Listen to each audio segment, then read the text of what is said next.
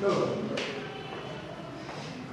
Hello, and welcome to today's class. Once again, we're looking at quadratic equation, but this time we're looking at completing the square method. The professor is here to help you, to assist you. I want you to stay tuned. I do call him Professor Dr. Emmanuel Izu Okoli. You're welcome, sir. You're welcome. You're welcome, sir. Welcome, sir. Okay, the last time we talked about quadratic equation. We talked about solving quadratic equation using factorization method. Today we are going to learn how to solve quadratic equation using completing the square method. We're going to use completing the square method and try to solve a quadratic equation. Now remember, our format of the quadratic equation, like I said in the last class, is ax squared plus bx plus c equals to 0. It's a very, very important note. Keep that in mind. Now let's look at question number 1. We have x squared plus, let's go with something like, let's use minus this time around. Minus 8x plus 15 is equals to 0. So we have 8 squared, x squared minus 8x plus 15 is equals to 0. Now, this is a question that's given to you. How do you solve this question? It's easy to solve with factorization method, but how do we solve this method? How do we solve this question using completing the square method? Now, in completing the square method, it will give you an approach. I'll teach you a step, or the steps you take in completing the square method. Now, to solve in completing the square method, the first thing you are going to ascertain, you are going to make sure that it's there. You're going to make sure that you do is that you're going to make sure that the coefficient of the quadratic is 1. You're going to keep the coefficient of the quadratic at 1. Now, if we keep the coefficient of the quadratic at 1, like in this question, I don't think we need to do much. The coefficient of the quadratic is already 1 already. So we will not consider that in this question because the coefficient is already 1. Now, we will solve the next question. We will solve the question that the coefficient of the quadratic is greater than 1. So we'll see how we handle it. Now, after making sure that the quadratic is, the coefficient of the quadratic is 1, the next thing you're going to do is that you're going to take the constant to the other side of the equation. So you're going to remove the constant to the other side of the equation. What do I mean? This is the constant. This is the constant. We're going to take it to this side, traveling it to the other side. So we have x squared minus 8x is equals to minus 18. Now this is the first thing you're going to do. And then what's going to be the next step? Since it is called completing the square method,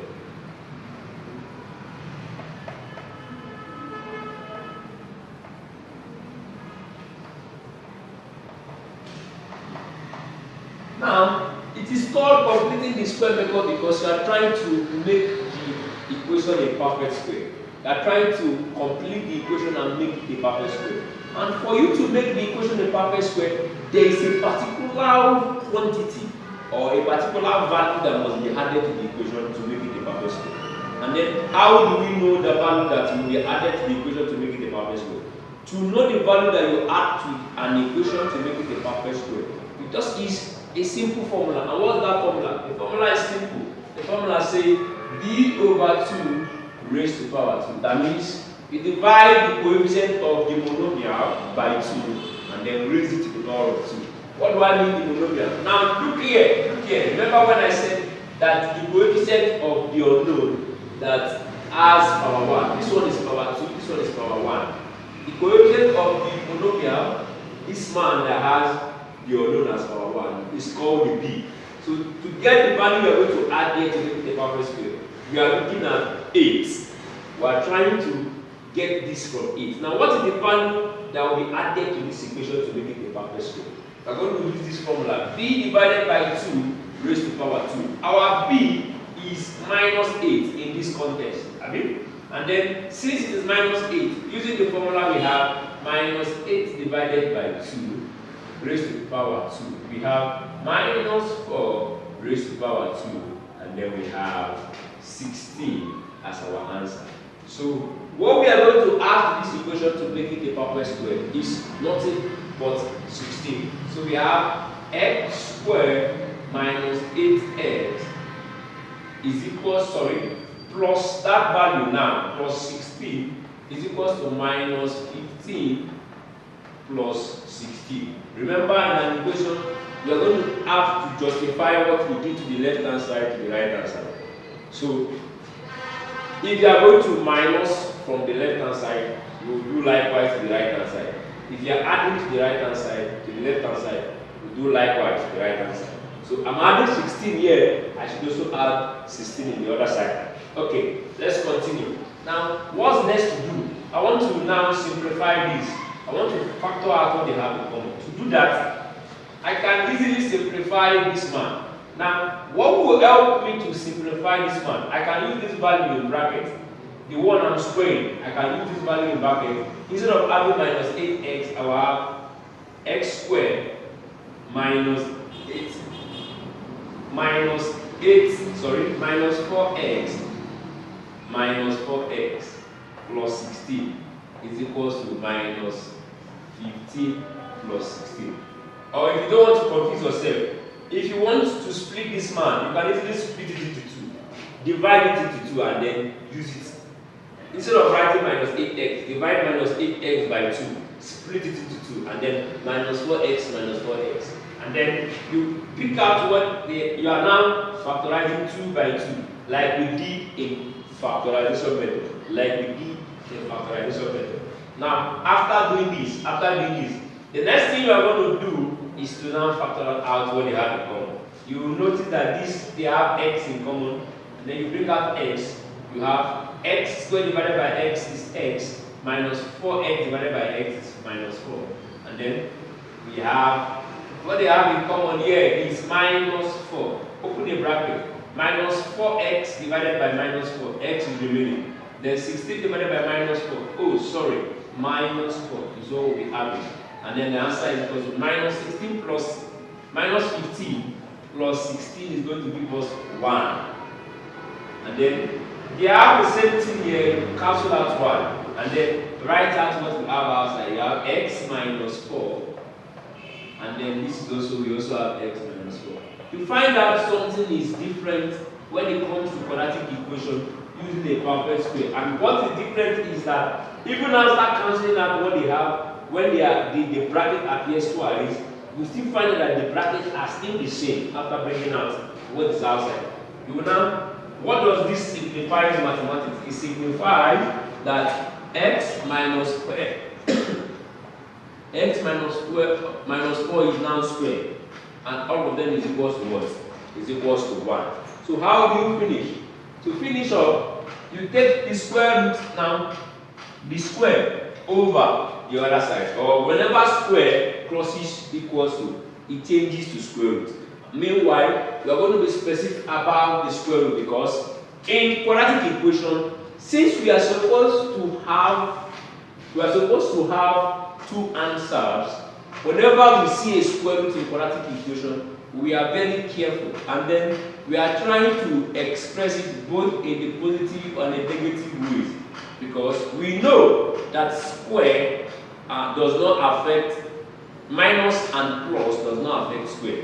So when minus square is going to give us plus, and plus square will give us plus at the same time. What I'm trying to say is that, look at this now. You find out that minus 4 square is giving us 16. So look at this. Minus 4 square and 4 square are giving us the same thing. So therefore, square root of minus 16 and the square root of 16 of square root of minus 16 and square root of 16 might be giving us the same thing. So it tells us that when it comes to square and square root, that minus does not have effect. So we are definitely trying to specify the minus we are talking about. So therefore, the sign we are talking about, therefore in square root we have something like this. In quadratic equation we have something like this, where x minus 4 is equals to plus and minus square root of 1. Very, very important. The plus and minus is telling you that it might be plus, it might be minus. Meanwhile, in other aspects of mathematics also, a square root is definitely supposed to have this, but we don't consider it in every phase, since we are just having one value for an unknown. But when we come to algebra, whereby you can have different value of unknown, we now begin to consider plus and minus. For example, somebody can ask me for the square root of 4, and then he say the square root of 4 is 2. But actually, the square root of 4 can either be plus 2 or minus 2. But since we are having just one answer, we are just working with a single phase of the question, we can easily work with that's why we ignore it in our normal activity, in normal mathematics. When you give the normal square root, you just ignore it. But the quadratic equation, you pay attention to it in detail. Now, to finish up, what's the value of x? X is equals to minus 4 crosses over, we have plus 4 plus and minus square root of 1. So finally, we have 4 plus and minus. What's the square root of 1? Square root of 1 is 1. So we have that x is equals to 4 plus and minus 1. What does it mean? It means that x is equals to 4 plus 1 or 4 minus 1. When it is equal to 4 plus 1, x is equals to 5. When it is equals to 4 minus 1, x is equals to 3. So the value of x is equals to 5 or equals to 3. Now, this is how to solve such question using completing the square method. We're going to take another one. We're going to take another question. We'll take another question.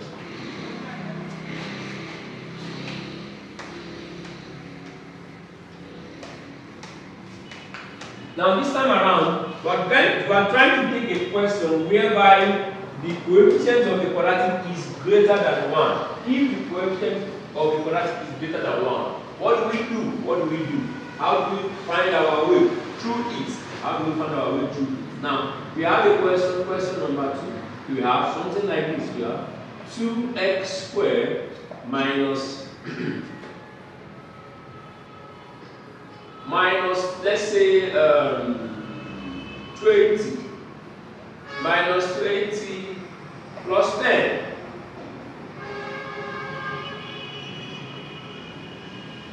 is equals to 0. Sorry, 20x. So we have 2x squared minus 20x plus 10 is equals to 0. Now, one of the things you need to know is that some people might say that solving substitution method, completing the square method, is more hard than solving factorization method. But while solving some exams, while writing some exams, mostly while writing some O-level exams, we found out that at some times, or not most times, or let's say most of the times, they might try to test you and give you a condition of trying to solve the question using completing the square method. They tell you to use completing the square method to solve the question. Or sometimes they give you values that cannot be factorized. They give you values that have no factors. And when there is no factors, you cannot use factorization method. Are you getting me now? So there are some questions that factorization method cannot help you with. But completing the square method will help you to treat all cases of quadratic equation. What I'm trying to say, like for example, any question you are going to get decimals from the answer, the values of the unknowns are going to lead to decimals. Just know that factorization cannot help you to solve that question. The only one that can help you is either you use factorization method or the formula method. Okay, let's continue. Now, going back to what we are about to solve. Now, how do we solve this question in quadratic equation using completing the square method? When the value of the coefficient of the quadratic is greater than 1. Remember, I said the first thing you must do is to make sure that the quadratic is at the coefficient of the quadratic is 1. Now, we're going to try to make the coefficient of the quadratic 1, and then we're not going to try to make any error. We're going to try to do it mathematically. Now, how do we do it mathematically? Just and square. We're going to try to divide all through by the coefficient of the quadratic. That is dividing all through by 2. Divide by 2, divide by 2, divide by 2. What do we have finally? We have x squared minus 10x plus 5 is equals to what? Is equals to 0. So you now find out something. And what's that we found out? That we've gotten the value of, or we've made, not as if we removed, it's as if we've compressed it in such a way that the coefficient of the quadratic is now 1. then we can now solve. The next step is to move the constant to the other side. We have x squared minus 10x is equals to minus 5. And then the next step is to find what we will add to this equation to make it a perfect square. What do we add to this equation to make it a perfect square? Remember the formula, b over 2 raised to power 2. Our b in this context is minus 10. So we have minus 10 divided by 2, which is minus 5. And then we square it and we have 25. So 25 is that value that we must add to 10 squared minus 10x is equals to minus 5 to make it a perfect square. So let's add it on. We have x squared minus 10x plus 25 is equals to minus 5 plus 25. Okay, we have x squared minus 10x plus 25. Now I said, how do we simplify the 10x to make it more easier or more easier to factorize? You don't divide it into 2. Instead of using 10x, let's go with 5. So we have minus 5x minus 5x plus 25 is equals to minus 5 plus 20. Then we have finally now grouping it. Remember, what do they have in common? They have x in common. Open the bracket. X squared divided by x is x minus 5x divided by x is what? Is minus 5. And then what do they have in common? They have minus 5 in common. And then we have minus 5x divided by minus 5, we have x plus 25. Sorry, we're going to use minus 25 divided by 5 is going to give us 5. And finally, minus 5 plus 20 is giving us 15. And then we have the same thing at the bracket. We eliminate 1. And still yet, we have x minus 5 and x minus 5. Both of them is equating to 15. And then we have x minus 5 all squared is equals to what? Is equals to 15. And then what's the value of x? First off, before you do that, the square will have to cross over. We have x minus 5 is equals to plus and minus the square root of 15. And then we have that x is equals to 5 goes and becomes plus 5. 5 plus and minus square root of 15. Now what's your final answer? The final answer is x is equals to 5 plus square root of 15, or x is equals to 5 minus square root of 15. You can decide to keep your answer this way, or you can decide to evaluate your answer with the calculator. One of the most important things is that if you are listening to me or you are following me online, you'll find out that this particular question, if you try solving it with factorization method, it will hook you. You will not be able to solve it. Why? Because let's look at the concept of factorization. The factor here, remember we said we multiply 2 by 10 and then we have 20. What are the factors of 20? We have 10 and what? And 2. We have 5 and what? And 4. We have 20 and 1. These are the 3 factors of 20. None of the combination of the both of them will give you the sum. None of them. 20 plus 1 is 21, which is not 20. 5 plus 4 is not going to give you 20. 10 plus 2 will not give you minus 20. Minus 20 plus 1 will not give you. None of them, no matter how you combine them, you will never get this. So therefore, telling us that this kind of question is a limit to factorization method. So the only way you can find breakthrough to such question like this is to use completing the square method. And I encourage you, if you are asked a theoretical question in an O-level exam, it's better you use this completing the square method to avoid error. Because you might try using factorization method and then you get to a point where you are stuck. But if you are good with completing the square, you just go and run straight. But in case you are asked an OBJ question, you can just simply use the factorization method. Okay, guys. Thank you. Thank you. Thank you, sir. All right, so we're waiting for your questions and whatever topics you want us to help you with in the comment section. We'll be happy to see you or see your questions in the comment section. And see you soon. Thanks.